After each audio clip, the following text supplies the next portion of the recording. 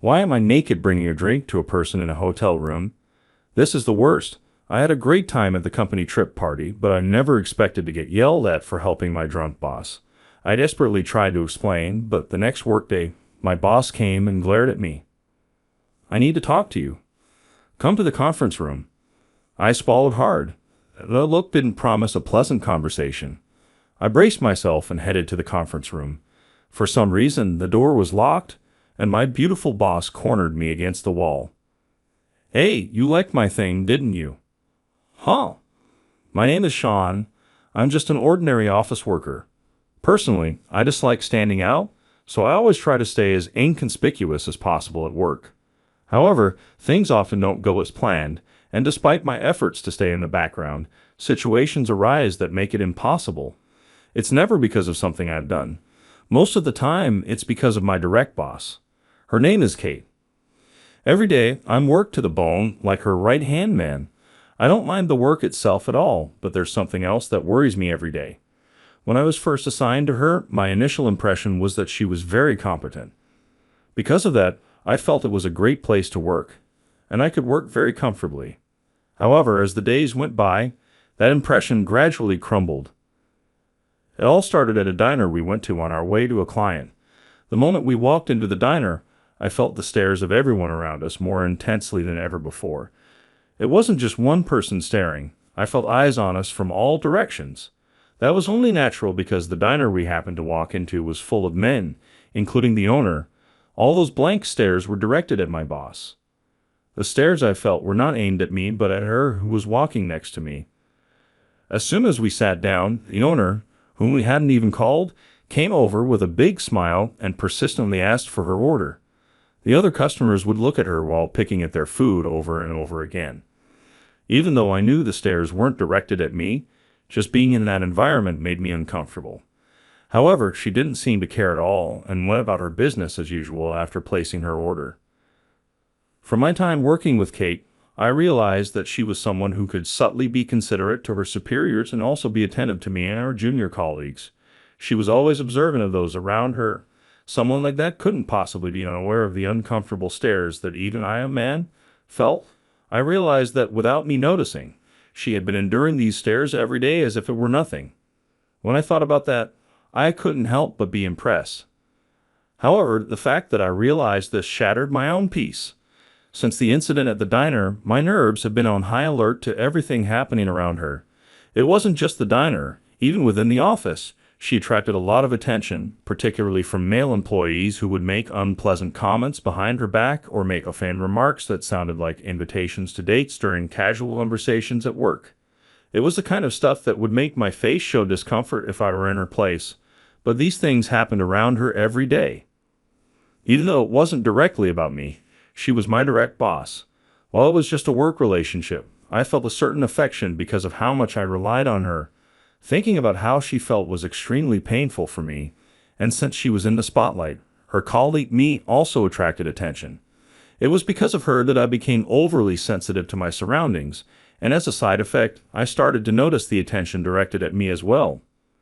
The most common feeling among these was jealousy. She was admired by many as an ideal woman. Working under her was something to be proud of, regardless of gender, and I was the only one working in that position, so it was only natural that jealousy and envy were directed at me. Still, once I became aware of it, my life at the company was far from peaceful. I once overheard some male colleagues talking about me behind my back. Why is he so blunt when he's working under such a beautiful boss? Maybe he's not interested in women. If it were me, I wouldn't leave her alone. If he's not interested, maybe he could swap with me. Indeed, I had never felt such emotions towards Kate as they did. There were times when Kate made small talk and asked, "Scene, do you have a girlfriend?" But I would respond with, "No, I don't." Anyway, about this schedule here and dive back into work. In fact, I had never felt such emotions towards any female colleagues. I had never deeply thought about it before, but I guess I disliked the idea of mixing my personal and professional lives. However, from the perspective of the female employees, this made me seem serious, and they rated me highly as a faithful man. Sean is reliable and a good person. I heard he doesn't have a girlfriend right now. Maybe I should go for it. I sometimes overheard these comments, but I didn't feel particularly happy about them. Hey, Sean, are you listening? Sorry, I wasn't. What was that? It seemed I had been lost in thought during work, even while my boss was talking. When I looked at her, she was giving me a strange look. That's not like you. Is something wrong? Wrong. Are you feeling unwell? Do you need to take the day off? No, I'm fine. I'm sorry, but could you repeat what you just said? I was asking about the progress of the report for tomorrow. Are you sure you're okay? You look more tired than usual. I took a deep breath and rubbed my eyes. Really, it's fine. I was just about to show you the materials. Here they are. Please take a look. Wow, you're so quick. You're such a big help. But you look a bit down. Down? Are you excited about next week's trip or something? Next week is a company trip. Are you secretly looking forward to it? Kate poked my shoulder with her elbow, wearing a mischievous grin. Don't lump me in with you. Isn't that more your thing? You really get me. Last year, I couldn't really enjoy it, so this year I'm really looking forward to it. How can you be so excited about a company trip? Of course, it's a great chance to bond with colleagues. Plus, she stared intently at my face. When I met her gaze, she looked away. You might even get your first girlfriend, Sean. I was baffled by the out-of-the-blue comment. Huh? That's none of your business. Anyway, please check these materials. With that, she waved the documents and walked away. I'm sure I've told her I'm not interested in office romances. When I once told her that I've never had a girlfriend, she was genuinely shocked. She said people who don't date in school have a harder time as adults. Then she patted my head sympathetically. In the end, she even said, "Good luck." I was annoyed and snapped back at her, but she just laughed, finding it amusing. It's true I've never had a romantic relationship. Still, during my school years, I did have crushes. In a school that combined elementary, middle, and high school, I spent my days studying. My parents were strict, so I never hung out with friends or watched anime or read comics. On my days off, a tutor would come to our house, and I'd spend all day studying. It felt a bit stifling, but I worked hard to see my parents' happy faces when I got good grades. Maybe because of my hard work, or because my parents were worried about their son who only cared about studying, they told me I could go to any college I wanted and pursue my interests. So I chose a university that I was interested in, even though its academic ranking was a bit lower. But naturally, I had to deal with communicating with others there. In elementary, middle, and high school, I only focused on studying, so I found it difficult to have conversations with people. Because I never enjoyed any of the typical childhood entertainments, I couldn't keep up with topics that others my age knew about, and I couldn't tell interesting stories. Eventually, I started to feel more and more isolated on campus. But there was one woman who didn't abandon me. She was a bit of a wild character from the same department. She had a personality that made her approachable to everyone, and I was no exception.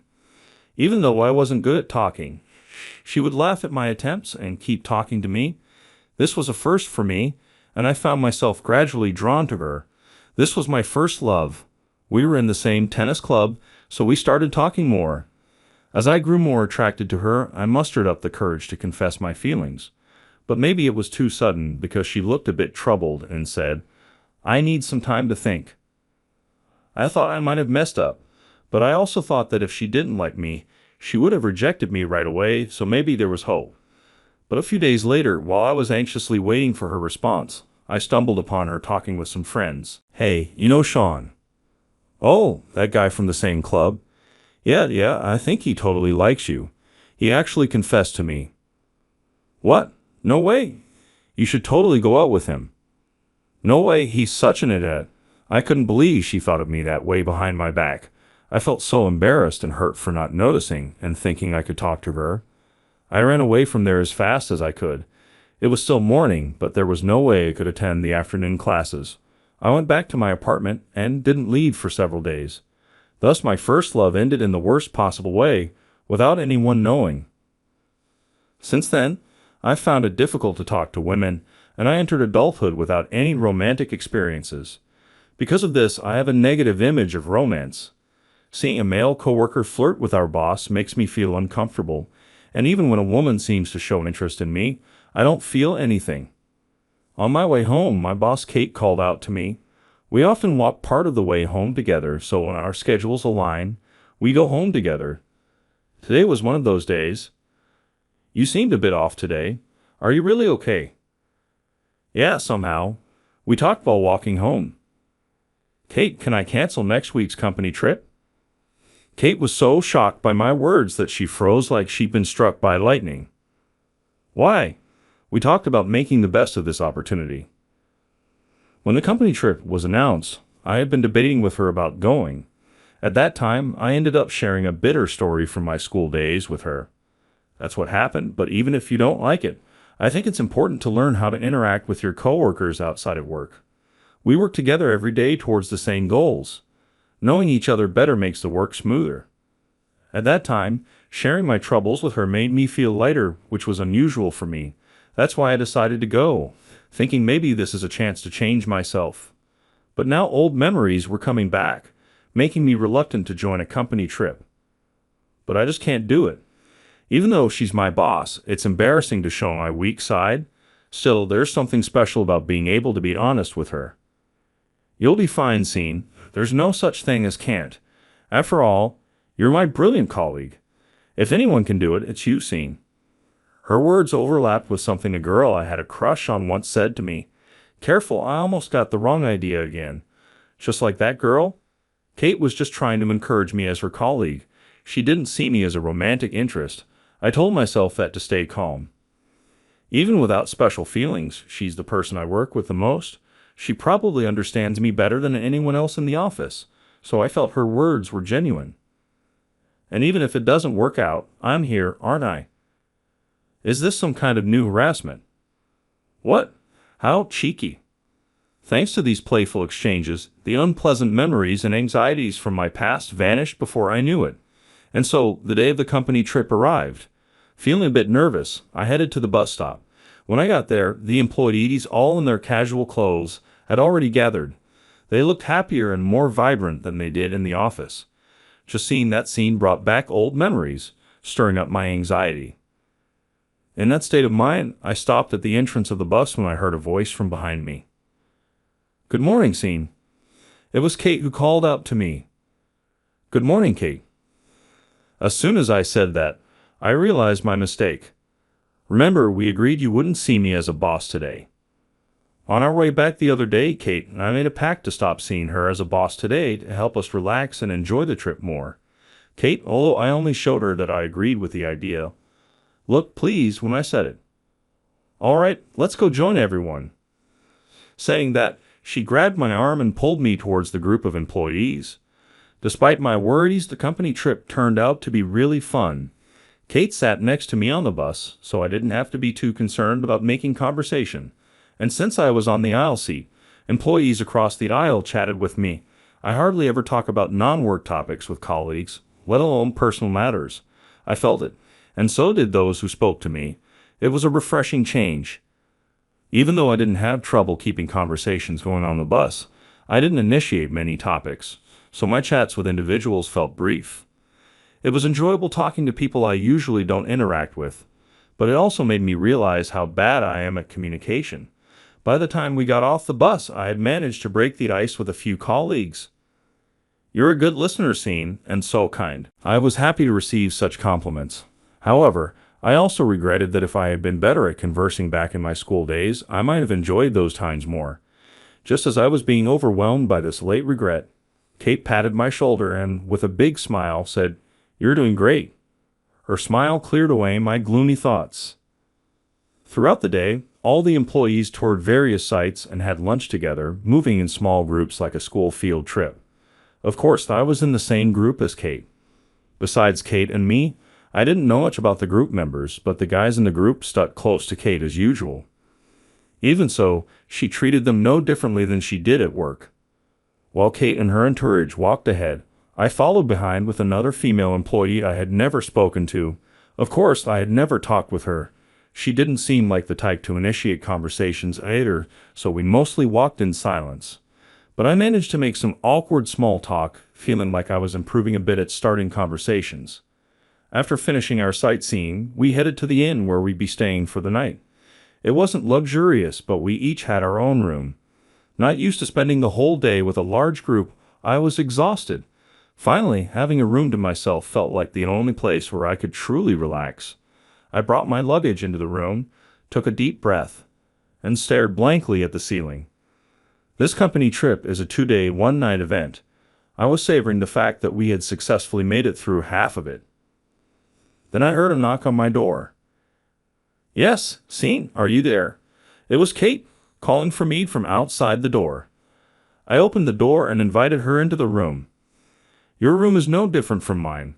"Oh, Kate, your room is on the 3rd floor, right?" I almost treated her as a boss out of habit, but managed to stop myself and started a conversation with her casually. "Yes, it is, and guess what? It's directly above this room." She smirked and pointed at the ceiling. "What's with that look?" She walked up to me and peered into my face. "Did you just imagine something weird?" "No way, I wouldn't think that about you, Kate." "Oh, well, that's too bad." With that, she walked back to the door. "Oh, Kate?" I wanted to ask her what she meant by too bad, but she was already in the hallway. At that moment, I froze for a second. Her neck was visible from her clothes. Normally, Kate always wears her long hair down and a high-necked shirt at work, so I don't think anyone has ever seen the back of her neck. But on this company trip, even though she still had her hair down, her fair, beautiful neck stood out more. Kate has very fair skin, smooth and clear. Her smooth skin continued down her neck, but I noticed an even whiter spot just below it. "All right, the party's in a bit. Don't be late, okay?" With that, she left the room. I didn't get a good look, but I'm pretty sure there was a white spot.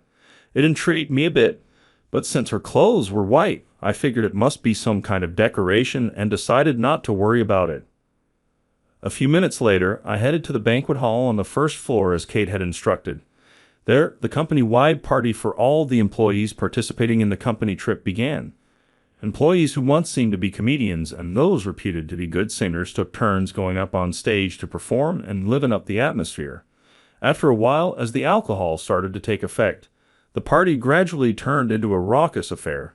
I usually don't drink, so I thought I'd get drunk quickly due to the atmosphere. But surprisingly, after about an hour, I was moderately tipsy amidst the excitement. Although I tried to talk to the person next to me under the influence of alcohol, my attempts were drowned out by the surrounding noise. More men than usual gathered around Kate, who was sitting across from me. In their drunken state, a proposal contest was taking place, and while Kate looked slightly bewildered, she was laughing at the men's silly proposals. Seeing her like that made me happy, and I decided to head back to my room a bit earlier, thinking about tomorrow. I left a word with the employee sitting next to me. I don't want it to affect me tomorrow, so I'm heading out now, and exited the venue. I thought of saying something to Kate as well, but the party was so lively that there was no room to intervene, so I quietly left without saying anything to her. When I got to my room, the noise from the banquet hall still echoed in my ears, making me dizzy even though it was supposed to be quiet. I think I enjoyed the atmosphere, but I wasn't entirely satisfied with myself. As long as you're having fun at a party, that's enough. Nevertheless, regrets and reflections like, if only I could drink and talk more like everyone else, swelled in my mind as it quieted down. Maybe I should just sleep, I muttered to myself, and was getting ready for bed when I heard a knock on the door. Wondering who it was, I got up from the bed and walked to the door. "Open up, will you?" It was Kate who knocked on my door. Judging by her voice, she seemed quite drunk. Her voice was slurred in a way that was unimaginable from her usual self, which made me a bit worried, so I hurried to open the door. Sure enough, she was leaning against the door, and as soon as I opened it, she stumbled into my room. I quickly caught her to support her. "Are you okay? You're really drunk." Her clothes were a bit disheveled from being drunk. As I adjusted her clothes, she looked at me. "Yeah, I got drunk, Scene. Everyone kept giving me drinks." "Were you okay coming here alone?" "Yeah, everyone was being so persistent, so I said I was going to the bathroom and ran away." Her face was more flushed than usual due to the alcohol, making her expression look vivid. Feeling a bit flustered by her more sensual appearance than usual, her expression suddenly changed, and she started to look increasingly pale. "Ah, I'm feeling a bit sick." Sensing something bad might happen, I quickly took her to the bathroom in the room, and my bad feeling was spot on. She threw up in the toilet until her stomach was empty. After a while, she seemed to have calmed down. She sat there, exhausted from throwing up. "Kate, are you okay?" I asked, and she responded with a small nod and a faint voice. After a while, she suddenly stood up and turned to me. "Are you okay?" Her expression was very calm, and she was smiling. "Yeah, I'm fine now." However, her face was pale, and it seemed like she was still feeling sick. I supported her and helped her sit on my bed, then handed her a bottle of water I had bought and kept in the fridge. She took the bottle, drank some water, and took a deep breath. Then her complexion quickly returned to normal. "Yeah, I feel better now. Thank you, Scene, and I'm sorry for showing you something unpleasant." "It's okay. If I had left you like that, my room would have been covered in your vomit. If that had happened, I would have lost face as your boss. Also, how do you treat me?" "Oh, but it's hard to change. I usually see you as my boss. You need to get used to it. It's important for improving communication." I'm already being flexible. Originally, there was a plan for me to be casual with Kate during this company trip. She said that would be best, but I felt it was too sudden and awkward, so I immediately rejected it. "Yes, Kate." "Good. So did you talk to a lot of people today?" "More than usual from the looks of it." "Not that much, huh? You really should talk to everyone more. You're popular after all." "I'm not sure about being popular, but I do think I should talk more." "It's also the fault of everyone around you. They have no eye for talent if they're ignoring you, Scene." "Ah, ma'am, something seems off with Kate. Because I'm your boss. You're good at your job and a nice guy. I want you to get along with everyone." Her angle started to sound like a drunk person's. "Yes, I'm really glad you think so, but for now, maybe you should go back to your room." I urged her, but she wrapped her arm around my neck and pulled me closer. "You're my pride and joy, you know that." Drunk as she was complimenting me with a cheerful smile. Even though she's drunk, it's nice to be praised. As I opened my mouth to thank her, she suddenly seemed satisfied after saying everything she wanted to and let go of me, saying, "I'm sleepy," and started to take off her clothes. "Hey, Kate, this isn't your room." I tried to stop her from undressing, but she had already taken off her clothes, leaving her in just her underwear. She even tried to take off her underwear, reaching behind her back and saying, "It's tight," as she tried to undo the look. Thinking this was seriously bad, I grabbed her hands just in time as she was about to unhook it and managed to stop her. I sighed with relief at having stopped a disaster, but before me was her beautiful body. Even through her suit, I thought she had a great figure, but seeing her in person, it was even more striking. At the same time, I noticed her secret. She had a large white birthmark running down her back. Upon closer inspection, the birthmark extended up to the nape of her neck. What I saw that time wasn't my imagination. Without worrying about any of that, she said, "Bed," and collapsed onto my bed in front of her, falling asleep immediately. The damage seemed to be limited to her upper body. Seeing her sleeping peacefully with little snores, I realized the situation had calmed down a bit, so I carefully covered her upper body with the top part of her clothes she had taken off. Then I sat next to the bed where she was sleeping and started researching the white patches on her skin using my phone. What came up was a disease called vitiligo. It seems that this disease causes a reduction in the cells that produce skin color, resulting in white patches all over the body.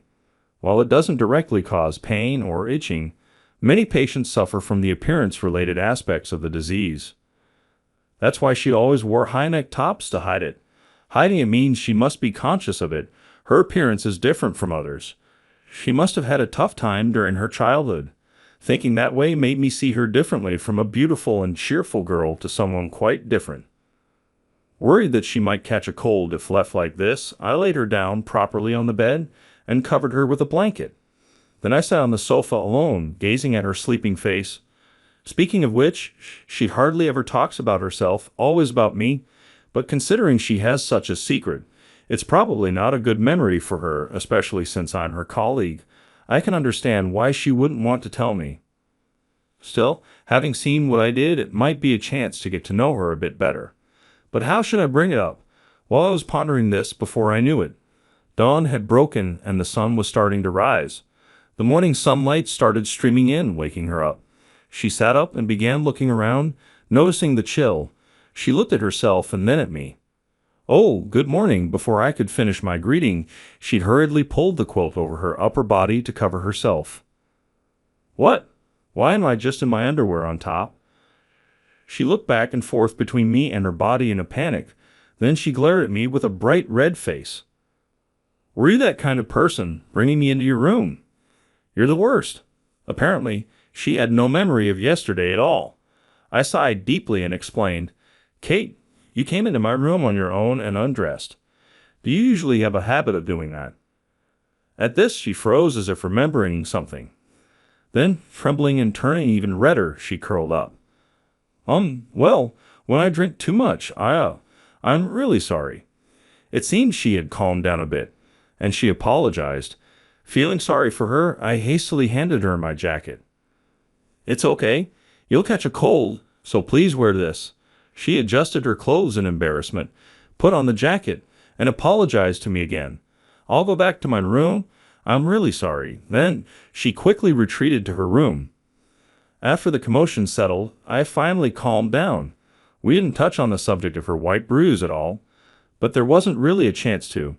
Maybe she doesn't care about it as much as I thought. I guess she doesn't want people talking about her skin. I should forget it. It's better for her. In the end, I decided not to ask her about the bruise and kept it to myself. As I was thinking this, I started to feel drowsy, finally drifting off to sleep. Though I only managed to sleep for about 2 hours, soon it was time to check out of the inn, and I boarded the large bus. After that, the company trip ended without any problems, and life returned to normal. Because of the trip, I started talking to people in the office more, but my communication skills didn't improve overnight. Still, I hope I can gradually get better at it. I'm really grateful to Kate for creating this opportunity. But as soon as I arrived at the office, Kate called me over. She told me to come to the meeting room at a specified time. I was pretty sure the meeting room was free at that time. However, her expression and tone were more severe than usual when she stopped me. Worried that I had done something wrong, I entered the meeting room. Before I could ask, Kate locked the only door and, without turning on the light, pushed me against the wall. "What is this about? How did you light my body?" Her expression was different from earlier. Now she had a mischievous grin. I was thrilled by her devilish smile and the situation I was in. "Huh," I replied in a hushed voice. Seeing my reaction, she grinned even more and said, "You liked it, didn't you?" I remembered seeing her upper body on the night of the company trip, and my heart started beating faster again. Then she took her hand off the wall and pulled at the neck of her high neck top.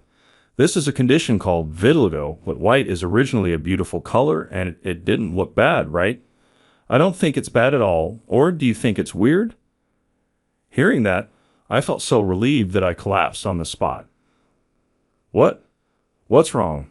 Are you okay?" "No, don't worry about it. It's not weird at all.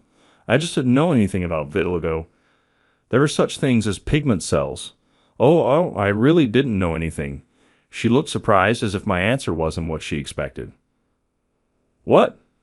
Did you research it?" "Of course I did. I was curious. Besides, it's about a boss I respect."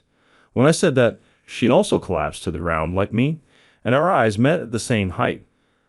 Her eyes were glistening. I didn't really understand why she was crying. "Is something wrong?" "No, thank you. Thank you for thinking about me. I made you worry, didn't I?" "Oh, well, and I'm sorry for taking off my clothes. I'm such a failure as a boss." "That's not true at all. Even if you took off your clothes, you were still a boss I respect, and you were really beautiful." I hesitated to say that last part, but I did. She blushed at my words. "You didn't need to say that part." After that, she confided in me about the birthmark on her back that she had been hiding until now. She had been acting tough earlier, but even though she said otherwise, it seemed she really had a hard time in the past.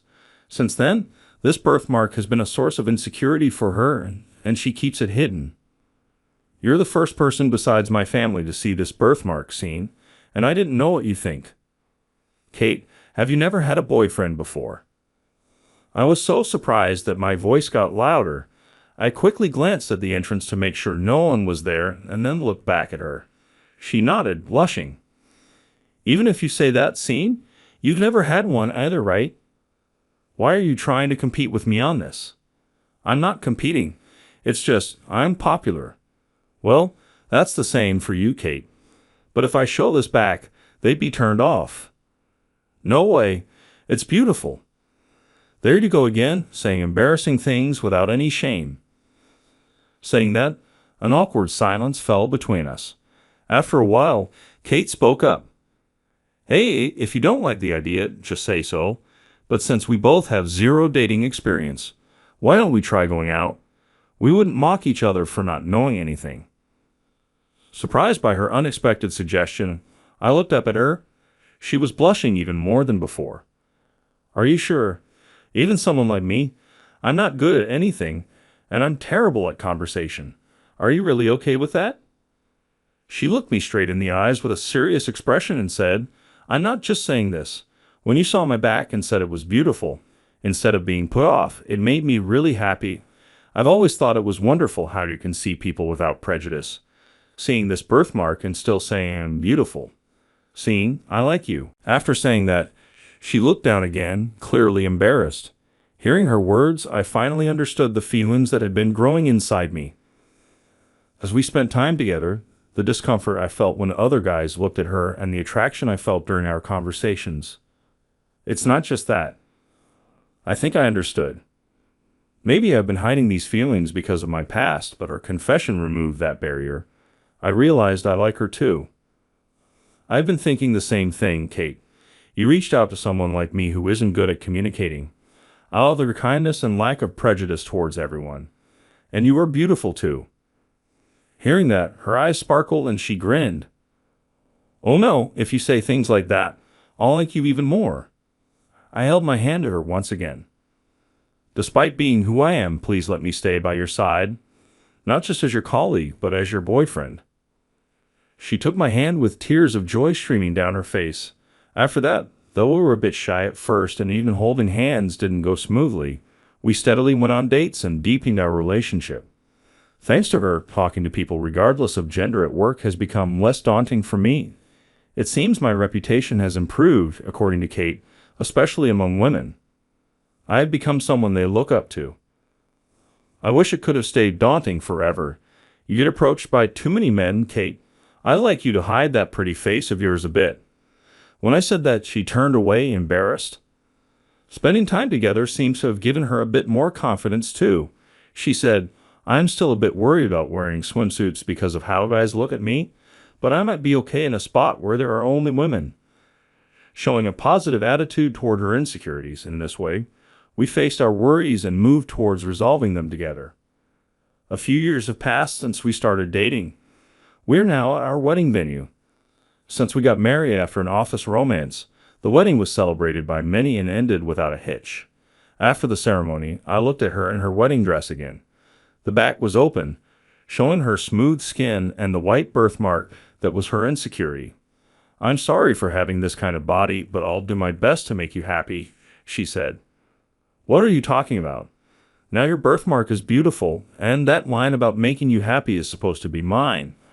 I replied, saying that. She hugged me with a big smile.